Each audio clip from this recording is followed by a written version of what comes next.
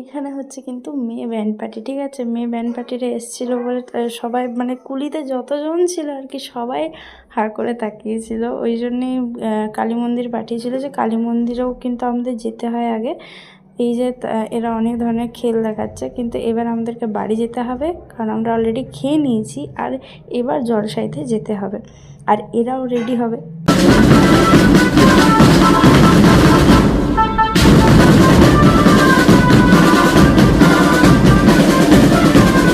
যে এখানে মা রেডি বলছে আমাকে ছবি তুলে দেয়, ছবি তুলে দেয়। আমি বলছি চলো, তোমার অনেক ছবি তুলে দিয়েছি, আমার হাতে ক্যামেরা আছে, নো টেনশন।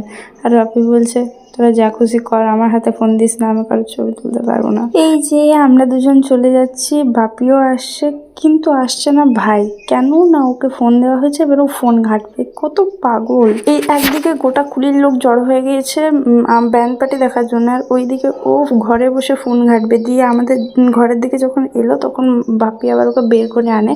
এই ব্লু শাড়িতে যাকে দেখছো সে হচ্ছে দিদি, আর ওই দিকেরটা হচ্ছে আমার বৌদি। এই যে জামাইবাবু সবাই নাচছে, একমাত্র নাচতে পারছি না আমি। কেন না, এটা আমার পাড়া, আমার লজ্জা লাগছে, তাই আমি নাচতে পারবো না। আমিও নেচেছি, কিন্তু ওগুলো বাপি ক্যামেরায় নেই। এই যে গাইস দেখতে পাচ্ছ একজনকে, মা ফেসবুকে ভিডিও করে বলে সবার থেকে বেশি এই লোকটি আপত্তি করে, ঠিক আছে। আর এই হাই কোর্ট, এই প্রকারের লোকগুলির সাথে কি করা উচিত বলে তোমরা বিবেচনা করো। হ্যাঁ, এইটুকুই নাচ হয়েছে আমার দ্বারা, এর থেকে বেশি আমার পাড়ায় আমার দ্বারা নাচ বেরোয়নি। পরে একটু করেছিলাম, যেটা বাপি মায়ের ফেসবুকে লাইভ করছিল, জন্য ক্যামেরায় ওঠেনি। দেখতে পাচ্ছ একজন নির্লজ্জ হুবু শাশুড়ি মা, যিনি নাচছেন, আর এখানে কাকে মা ক্যামেরা ধরেছে জানো? সেই লোকটি যে হাই করছিল, মানে যার সব থেকে বেশি আপত্তি এই ফেসবুক করা নিয়ে। যাই হোক, এখানে মা বাপি মানে হবু শ্বশুর শাশুড়ি দুজনেতে নাচছে।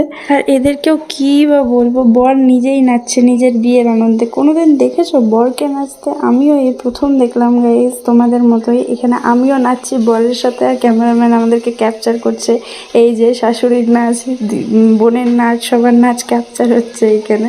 তারপর বরের পিসি ধমকে বলল, ঠিক আছে আর নাচার দরকার নেই, চল এবার ঘর চল, কখন বেরোবি বরযাত্রী তোরা? হ্যাঁ, তখন বরশুদ্ধ আমাদের সবারই হোশ হলো যে হ্যাঁ, এবারে বরযাত্রী বেরোতে হবে, সুতরাং এবার ঘর যাওয়া দরকার। তাই আমরা নাচটা একটু থামালাম।